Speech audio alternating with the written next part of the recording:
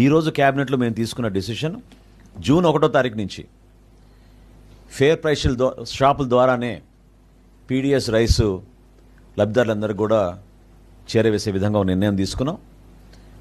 దీంతో పాటు 65 సంవత్సరాల కన్నా ఎక్కువగా ఉన్న వయసులో ఉన్న వృద్ధులకు, అదేవిధంగా దివ్యాంగులకు డోర్ డెలివరీ జరిగేటట్టు ఈరోజు ఒక నిర్ణయం తీసుకున్నాం.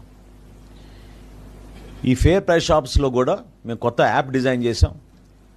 రేషన్ చాలా పక్కాగా మేము మానిటర్ చేసుకునే విధంగా నెక్స్ట్ ఫేజ్లో మేము ప్రతి షాప్లో కూడా సీసీ కెమెరాలు కూడా ఏర్పాటు చేసి వాళ్ళ సర్వీసెస్ని మేము పెంచే విధంగా కేంద్ర ప్రభుత్వంతో చర్చించిన తర్వాత ప్రాథమిక అనుమతులు వచ్చినాయి మాకు. ఈ ఫేర్ ప్రైస్ షాప్స్ని చిన్న చిన్న కిరాణా షాపులుగా వాళ్ళు కూడా వ్యాపారం చేసుకునే విధంగా గిరిజన ప్రోడక్ట్స్ కానివ్వండి, కేంద్ర ప్రభుత్వం అందించే ఈ భారత్ ప్రోడక్ట్స్ని ఈ షాపుల ద్వారా మేము వినియోగదారులకి తక్కువ రేటుకు తీసుకొచ్చే విధంగా ఒక నిర్ణయం తీసుకున్నాం.